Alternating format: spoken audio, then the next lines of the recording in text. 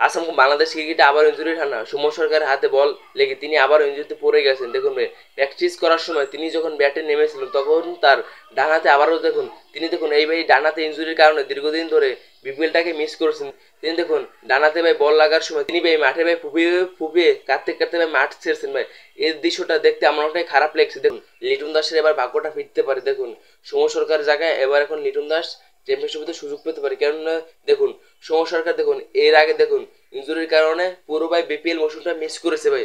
সুমন সরকারের কপালটা আসলে অনেকটাই খারাপ ভাই। দেখুন এখন আমাদের চ্যাম্পিয়ন্স ট্রফির খেলার জন্য পরশুদিন কারা বিমানের সবাই বাইরের উদ্দেশ্যে রওনা দেবে। এখন যদি ভাই একজন যদি ইঞ্জুরি যদি পড়ে যায় সেখানে দেখুন সুমন সরকারের রিপ্লেসমেন্ট হতে পারে লিটন দাস। লিটন দাস আর কেউ ভালো কেউ হতেই পারে না। দেখুন ভাই ঢাকার হয়ে পরবার 3টে ম্যাচ তিনি ভালো করছেন, তিনি একটা সেঞ্চুরি করছেন। দেখুন ভাই ঢাকা পরবার 3টে ম্যাচ জিতেছে।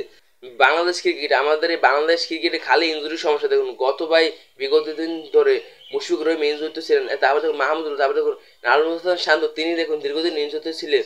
তার জন্য দেখুন মেহেদী মিস দেখুন অধিনায়কের দায়িত্ব করছেন ওয়েস্ট ইন্ডিজের বিপক্ষে। এখন দেখুন আবারও দেখুন চ্যাম্পিয়ন্স ট্রফিতে খেলতে যাবে পরশুদিন। দেখুন এখন যদি একজন প্লেয়ার যদি ইঞ্জুরিতে পড়ে তাহলে দেখুন আমাদের স্কোর সাজাতে অনেকটাই কষ্ট হয়ে যাবে।